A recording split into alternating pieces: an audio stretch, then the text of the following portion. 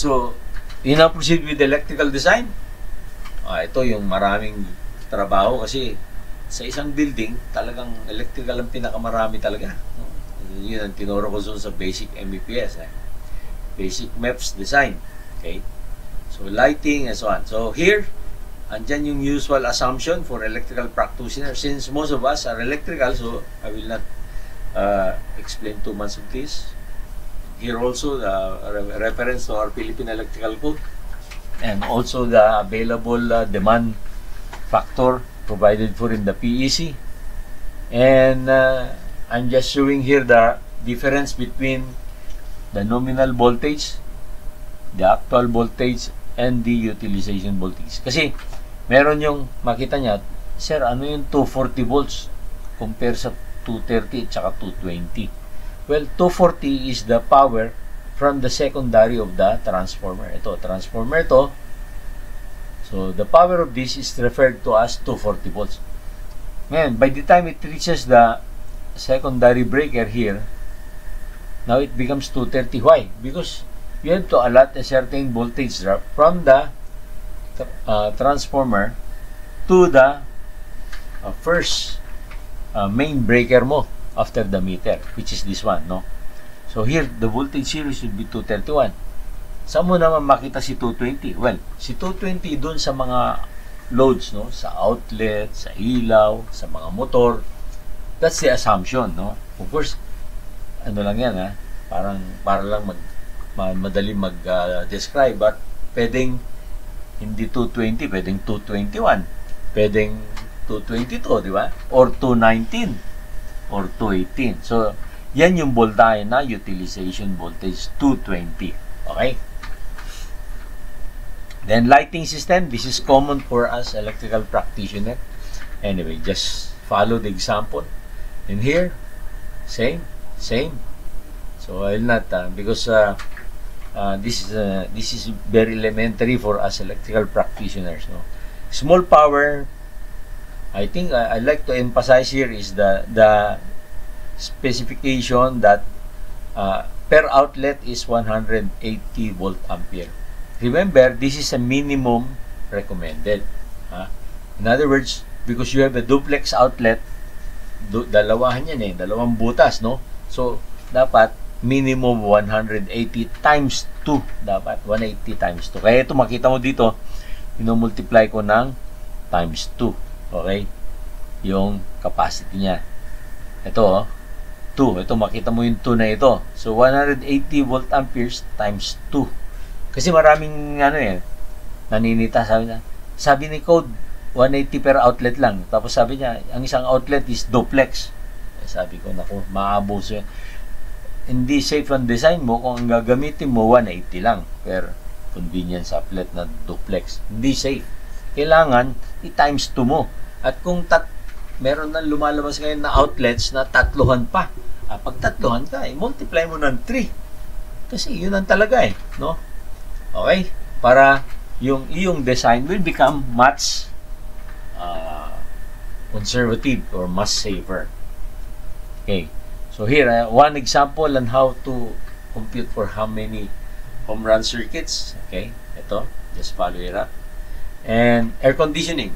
Because we were already able to determine the aircon loads by determining the area divided by 15, you get the TR and then times 1.2, then select the next, di ba? So, 2.5 divided by the times 746 over this. So, yan, makukuha mo yung full load, dagdagan mo 25%, then size the wire, specify the breaker, okay, and also indicate the ampacity of the wire. Another example, 3-tonner naman siya. So, multiply mo na 1.2 horsepower. Okay? Yan. 3 tons times 1.2 times 746 and so on. So, another example, 5-tonner naman. Then, for the exhaust fan, kanina, nasize up natin sa banyo, 60 watts divided by 220 volts divided by power factor divided by the efficiency of the motor, 0.36 lang. Okay? Water heater. Ang water heater, just simply divide the rating, nasa nameplate naman ito, divide by 220 volts, 15.65 amperes. Then, mag-allowance ka 25%, select the wire, put the ground wire, specify the breaker. Okay. Ganun lang. Okay, then, bigger water heater, 6,000 watts. This one is a 10,000 watts. Madalang na to kasi, ano to, electricity, ang takaw sa kuryente itong water heater eh. Maganda pa yung solar water heater at makakatipid ka. Okay, pump loads like booster pump, transfer pump, or pressure pump. Okay, so just follow this. And again, this one same also, but this one is a bigger motor pump. Okay, and this one bigger, 10 horsepower. And then 20 horsepower sample for those who are non-electrical. Now, fire pump. So here, I have two slides here on how to show the specifying the feeder and of course the circuit breaker trip setting, no, or protection trip setting of your fire pump. Remember, it is the fire pump is a sacrificial machine, so the setting of the trip setting of the fire pump should be up to 600% of the full load current. So if you were able to compute 195 amperes as your full load times 600% or times 6 give you 1,200 ampere trip. Okay, so if you happen to be able to compute a full load of 112 roughly, then you can specify times 600, you will be able to get almost 600 ampere trip, right? Of course, the jockey pump, you can select the just simply 10% of the capacity.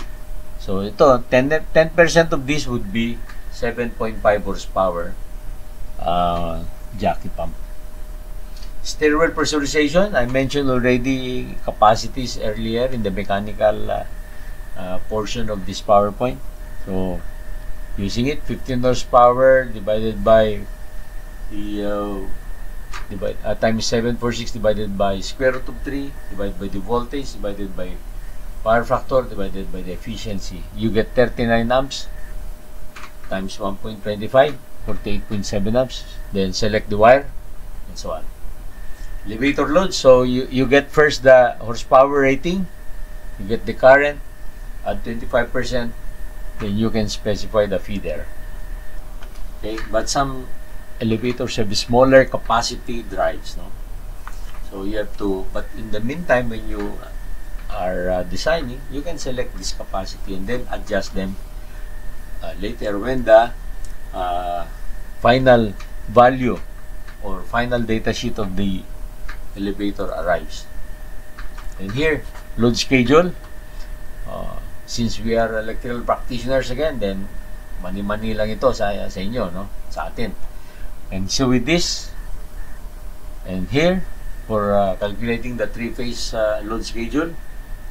But let me emphasize something. Because many practitioners still make a mistake when they do the three-phase four-wire system, yung 400 volts system. Maraming nagkakamali. Minumultiply pa rin nila yung line current or phase current ng square root of 3, no? 1.732. Hindi na. Maraming nagkakamali dyan eh. Okay.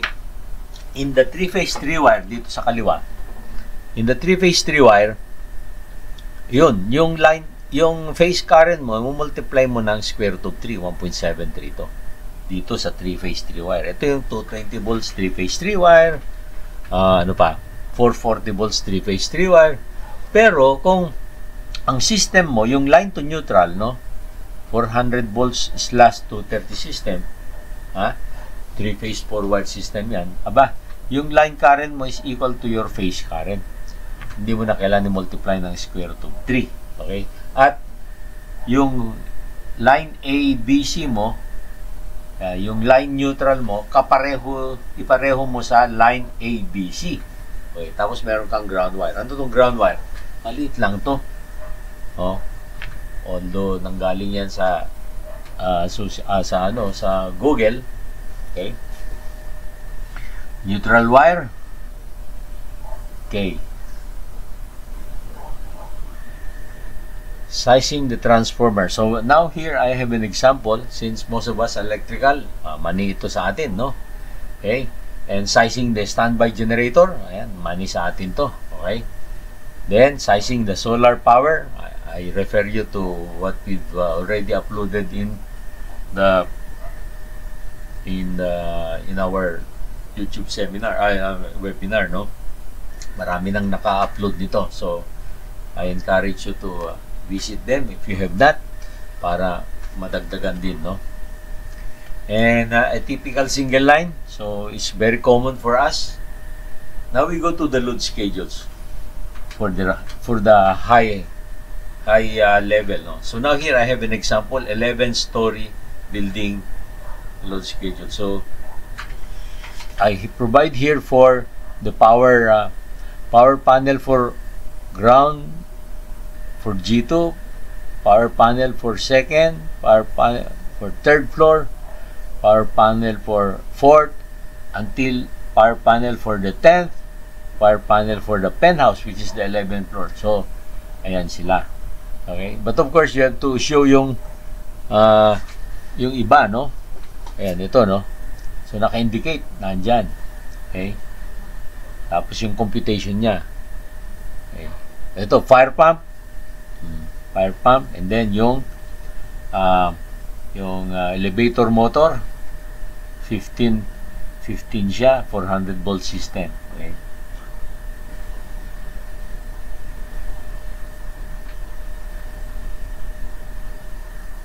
Okay.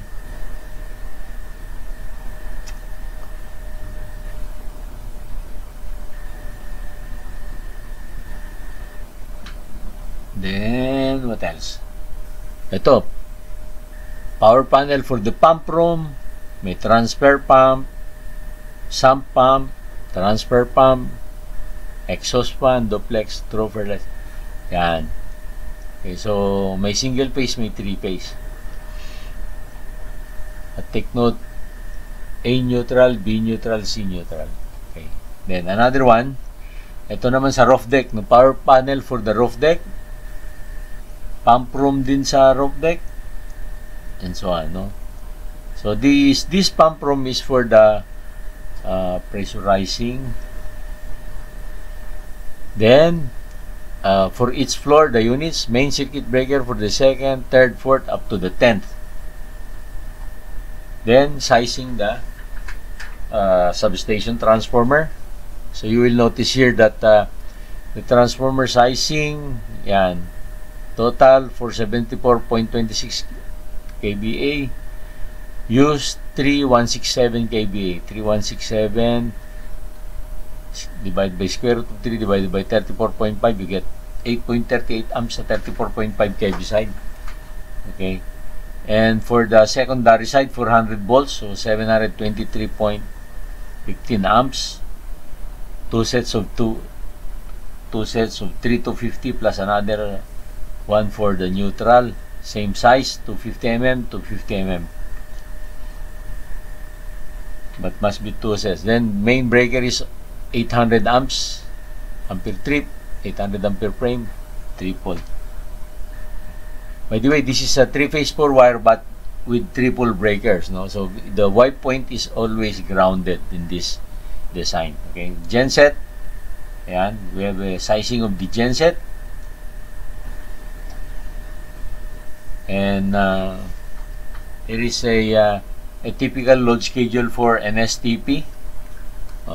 It's just a typical. This is not exactly what is in that 11-story building, but it's typical where you can get the capacities here, no? Then riser.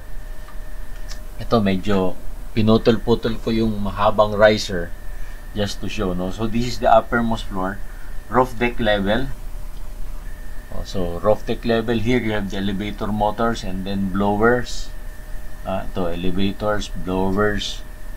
You will notice there are 3 elevators, no?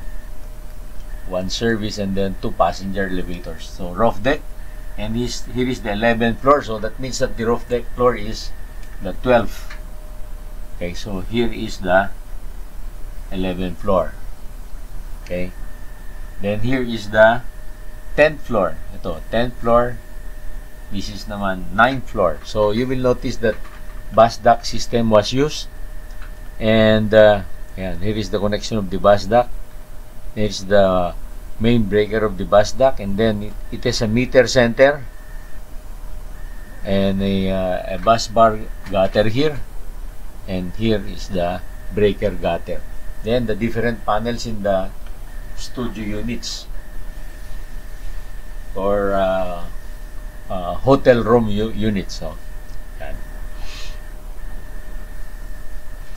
and 9th floor, and 7th floor, 6th floor. Then of course, what floor is this? 5th floor, 4th floor, and this is 3rd floor, and this is upper floors. This is still upper floors, no? With the, you will notice here, there's already this transformer, the substation of the building, and the basement floor, where you will see there is the fire pump, the jockey pump, sump pumps, and the willow pumps, or the constant pressure pumps. Then another one for a 22-story high building. So again, it's almost similar, except that there are a little different.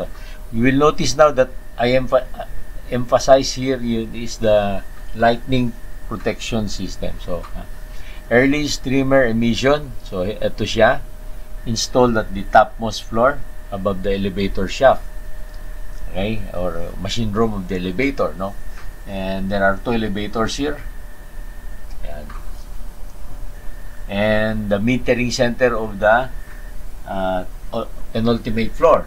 Okay, and this is 21st floor. Sorry. This machine room, then roof deck floor, and then 19. So this is for the 19th floor, no? 19. And here is the 18th floor, 18th. Then this is 17th.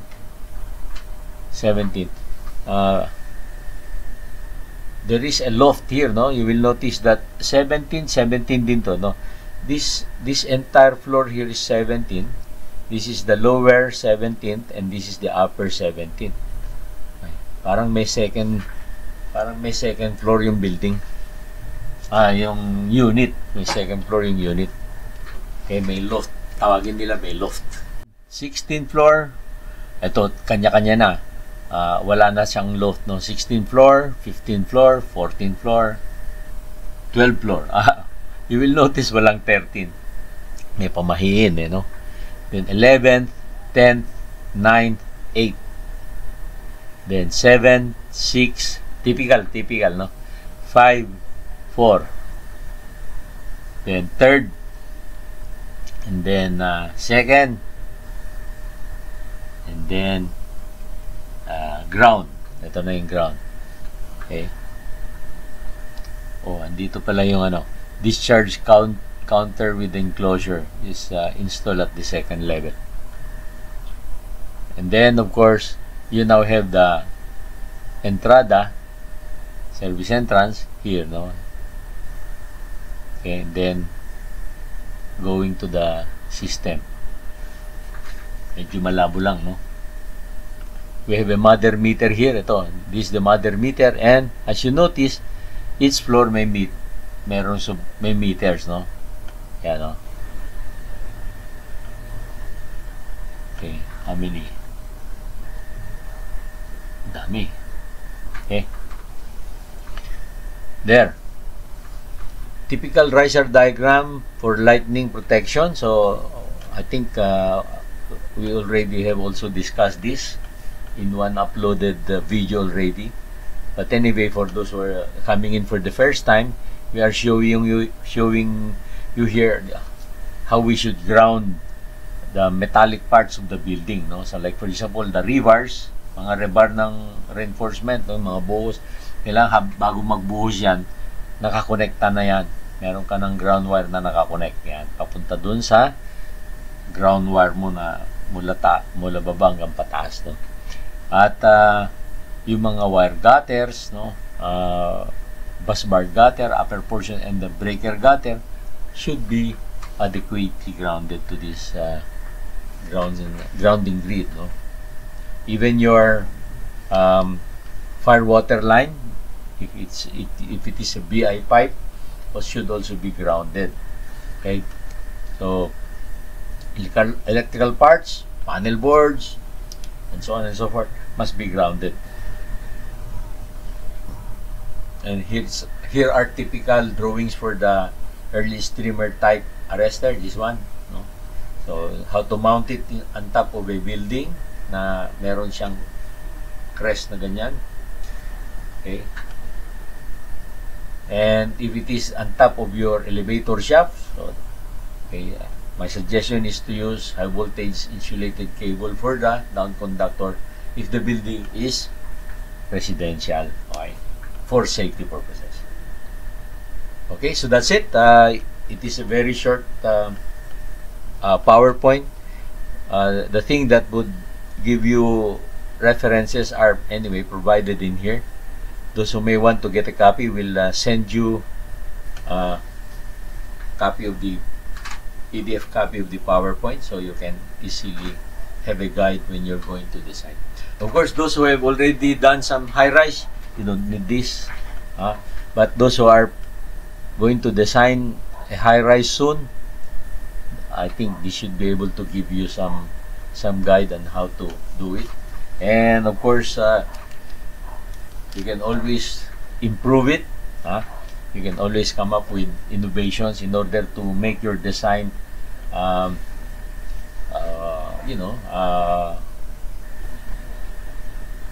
much better, maybe by providing for more efficient system. By the use of the 400-volt system, it's already a breakthrough because the size of the feeders and the breakers are already much less than if you're using only the 220-volt system. Of course, if you are designing a hotel, wala rito yung boiler. So I was not able to include what will be the fuel, the circulating water pump capacity, the fuel feed pumps. Next time siguro I'll try to include this. But this one is more for the mixed use, no? Let's say high-rise with meron na ring office dyan, so may air conditioning ka, may elevator. Wala rin pala rito escalator load, no? But again, escalator, same with the elevator, you have to inquire from the elevator escalator company. Okay, regards to Janine and Corinne Grace. Ray Anthony Palomo, ano po ba ang required resistance ng ground rod? Magandang tanong. Ang rod po ba ay kailangan pure copper or cladded only? Okay, the ground rod is only copper clad lang. Kasi kung copper, napakamahal na ano yan. Remember, you just need a connection of your system to the earth, sa lupa, no? At ito naman lupa natin, mababaw ang ating water table.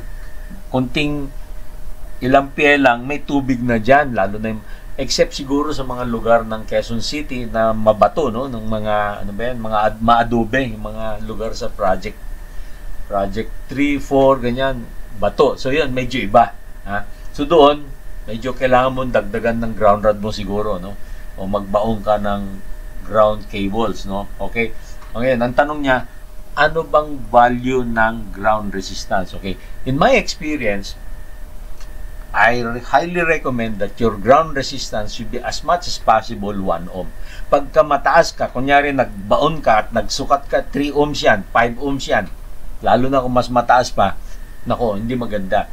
Remember, a ground resistance na 1 ohm or less will be much safer. Kasi kung merong leakage to ground o merong ground fault, yung leakage mas mabilis mag-ground.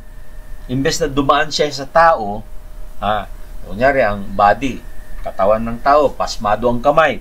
Ang katawan mo, may electrolyte tayo, di ba? Kung ang resistance ng body mo mula sa pagkamay pa hanggang sa paa na nakaapak sa lupa, palagay lang natin, no? sample natin, ha? Kung ang ground mo, kung ang resistance ng body mo ay nasa mga, say for example, 12 ohms. Ito, arbitrary lang, 12 ohms. Tapos, sinunod mo yung nasa code. Alam mo yung ating Philippine Electrical Code, ang nalagay doon na ground resistance, 25 ohms. Kung sinunod mo yun, 25 ohms. Okay. May grounded yung panel board. No? Nahawakan mo ngayon na ang resistance mo 12 ohms. Saan dadaan ng malaking kuryente? Doon sa grounding system, grounding mo, wire mo na 25 ohms or doon sa katawan mo na 12 ohms. Diba? Dalawa yung path to ground ng kuryente na leakage yung ground current Doon sa grounding mo na 25 ohms or sa katawan mo na 12 ohms. Siyempre kung saan yung mas mababa ang resistance, doon dadaan si kuryente, si ground current. Katawan mo yun, 12 ohms, dadaan yung kuryente na malaki. Di mamamatay ka, makukuryente ka. So ngayon, kung ang ground resistance mo 1 ohm, ikaw 12 ohms ka, saan dadaan ng malaking current? Doon sa ground resistance na 1 ohm. Kaya ewan ko nga sa ating mga membro ng Philippine Electrical Code Committee, bakit hindi binabago yon? Dapat babaan yun. 1 ohm. 1 ohm dapat. May 5 ohms pero ako 1 ohm pa rin. The lower it is, the better. Okay? May gastos ka lang kasi nagbaon ka, nakasukat ka, 7 ohms. Magtutusok ka pa. Kaya nakita nyo yung mga design ng mga lightning protection, 3 na kagad nire-recommend niya. Triangular, 3 ground rod. Kasi para maka-attain ka kagad na mas mababa pa. Kung isa lang lagay mo at hindi ka nakahit ng water table doon, malamang mataas yun. So, ganun yun. Okay, paano kung 3 na ligay mong ground rod? Nagsukat ka, mataas pa rin. Magdadagdag ka pa ng another ground rod. Tusok ka ulit ng medyo malalayo-layo sa nilagay mo. Usually, yung ground natin, may 3 ka na ang layo 3 meters away. Triangular, no? 1, 2, 3, no? 1, 2, and 3. Tapos, sinukatan mo. Using a digital resistance meter, no? Ngayon, kung ang nakuha mong value yung mataas, magtutusok ka ulit ng ground rod. I-connect mo, sukatan mo ulit. Paano kung hindi pa rin bumaba? Magdagdag ka na naman. Kasi nga, ang sabi ko, ang recommendation ko, hanggat maaari, less than 1 ohm or less. At kung may nakikitid sa PEC committee, I suggest na baguhin na natin. Magdebate na kayo at pakinggan nyo itong logic ko, kung tama ba ako o mali, kasi hindi natin alam kung sino. So, i-consider natin. Otherwise, baka mamaya may mga nakokuryente dyan hindi natin alam. Nakuryente na kasi makapagkwento pa ba yun? Hindi naman niya alam kung anong body resistance niya. Di ba? Okay. So, of course, si fire hose cabinet, ang dinadagdag lang niya gallons per minute capacity. Kasi isang fire hose cabinet, meron 100 GPM at saka may 50 GPM. Okay? Pag outside of the building, 100 GPM. Ang sprinkler, depende sa computed. Base doon sa example ko kanina doon sa unahan ng aking. Okay, Ren Pizen Bale, Viren Pizen Bale. As always, very informative, Sir Will. Thank you. Felix Kawile, practice ba sa local, sir, na may AC aircon yung substation, lalo sa high-rise? Well, hindi naman talaga. Pero marami na naglalagay niyang air conditioning sa mga substation dahil iyan ang paniniwala nila na ma-reduce din yung moisture. Ano yung moisture? Yung moisture kasi pag namuo dyan sa switch gears mo, may possibility ka ng arc flash. Yung arc flash, tatalon yung kuryente mula sa phase A mo to B or B to C or C to A or A to ground, B to ground or C to ground. Yan yung arc flash, 3-phase fault. Okay? Kasi yung bus bars mo, may hangin-hangin sa pagitan. Phase A, phase B, phase C, or neutral. May hangin ka dyan. Pag yung hangin mo, may moisture. Tatalon yung kuryente, dadaan siya sa moisture. Okay? Maski ang bus bars mo, magkakalayo ng mga, let's say, 3 to 4 inches, ganyan, ng layo, no? A, B, and C. May moisture ka rito, tatalo ng kuryente. Ngayon, paano mo ma-drive away yung moisture? Meron ka dapat space heater. Okay? So, yung air conditioning, dapat meron siyang dehumidifier. Ano yung dehumidifier? Tinatanggal niya yung moisture in the air. Karamihan naman ng air conditioning ganyan. Napunan niyo yung aircon, meron siyang pumapatak-patak na tubig doon sa di ba? Na sa drain niya. Yun yung moisture sa loob ng kwarto na pinapalamig niya. Kinukuha ni aircon yun at nilalabas niya. So, the air conditioner is trying to make the air inside the room being cold drier, no? Inaalis niya yung moisture in the air. Pag wala kang dehumidifier or air conditioner na nagde-dehumidify, di nandun yung moisture. Pagka biglang mainit at lalamig, yung moisture mo doon, may possibility tumalo ng kuryente. Of course, may mga solusyon. Paano? Yung busbar, balutin mo ng heat shrinkable insulator, no? Meron yan. Susuot mo gano'n. Kaya lang, yung heat shrinkable, hindi mo naman matakpan lahat yung mga pinagdugtungan. Pwede rin yun, balutin mo ng electrical tape. Pero hindi naman lahat ng magawa nun. Pero pwede rin, ha? In that way, you could be able to improve the insulation of your bus bars. Pero hindi lahat ng bus bar manufacturers naglalagay ng insulation, no? Kaya yan ang disadvantage ni bus bar versus si cables. Pag cables, ang kapal ng insulation ng ating cable, 600 volts, di ba? Kaya maski merong moisture sa pagitan ni cable A, cable B, cable C, wala kang problema ng arc flash. Doon ka lang magka-problema sa termination mo sa breakers kasi exposed na naman sila. Pero doon kung binalot mo rin, wala na naman yung problem ng arc flash. Pero the best solution is, like I said, maglagay ka ng anti-condensation heater or space heater doon sa switch gears mo so that it will drive away the moisture. That's one, no? The other one is, lagyan mo air conditioner para matanggal niya yung moisture sa loob ng kwarto. At the same time, lalamig yung kwarto, huwag naman sobrang lamig kasi magkakaroon ng condensation din kung sobrang lamig. Yung tama lang, tama lang. Pati yung ngayon yung maintenance mo, medyo convenient, di ba? Hindi siya hirap. Okay? At lalamig din yung mga umiinit na mo doon, lumalamig yung mga parts mo doon. Okay. Again, thank you very much. Let's have our closing prayer. Lord God, we praise and thank you for allowing us again to conduct this and share our knowledge, capacity, and skill for our colleagues in the practice. And Lord God, we ask that you continue to guide and bless us, our work, our means of livelihood, our businesses, our intention in our lives, Lord God. And we also ask that you continue to protect our family away from the sickness, from the COVID, and from accidents. And of course, Lord God, we ask that you bless our leaders also, our government, so that this country will be able to revert back to the economy before the pandemic. Lahat po ito, Lord, ay aming hinihingi sa pangalan yung anak na Jesus mula ngayon at magpakailanman. Amen.